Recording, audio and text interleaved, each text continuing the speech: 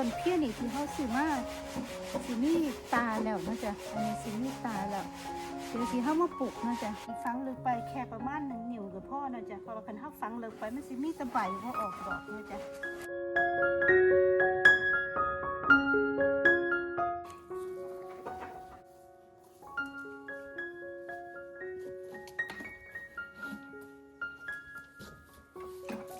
ลอยแล้วก็หดน้ำนะจ๊ะ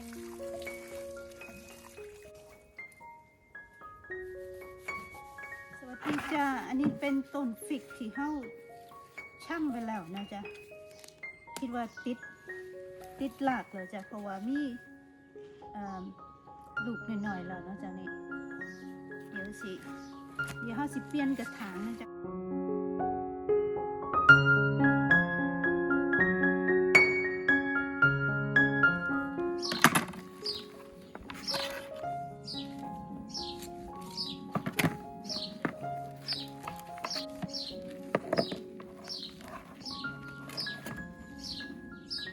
จะได้อันนี้ก็จะได้ต้นหนึ่งนะจ๊ะเดี๋ยวสิเอาแช่น้ำไว้สักกันเนาะจ๊ะแล้วก็เดี๋ยวสิไปเอาดินมาเปลี่ยนกระถางนะจ๊ะ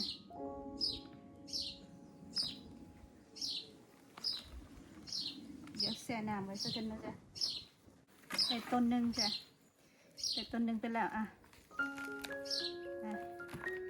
ต้นที่2จ้ะ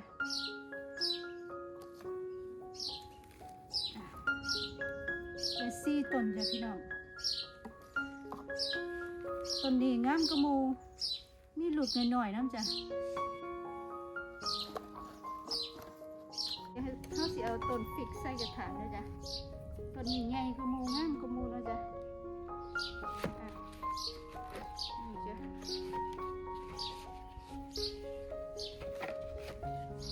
ต้นแบบโค้งๆนะจ๊ะ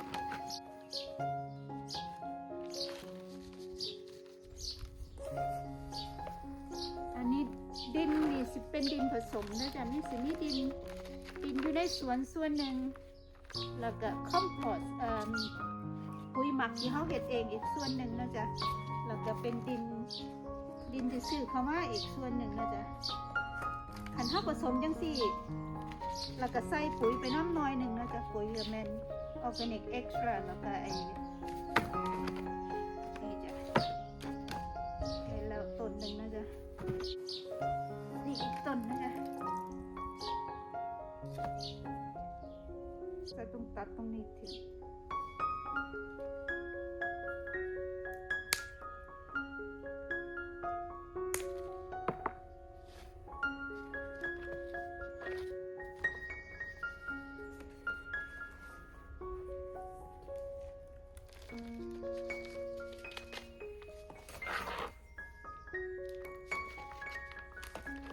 ถ้าเฮาบ่ผสมมันสิบ่ค่อยอมน้ำจ้ะพี่น้องถ้าเป็นเฮาใส่ดินที่เขาสื่อคำว่าเป็น multi purpose นะจ๊ะคันเฮาบ่ผสมใส่ดินจังซั่นไปเลยมันสิบ่ค่อยอมน้ำนะจ๊ะน่ะดินสิแห้งง่ายเฮาก็ต้องผสมจ้ะที่จริงคันบ่อยากผสมแบบดีประหยัดตังค์นั้นมันจะเฮาผสมดินเอาเองที่จริงเพราะอยากผสมเข้ากับซื้อที่เขาเอ่นว่าไอ้potting compost นะจ๊ะ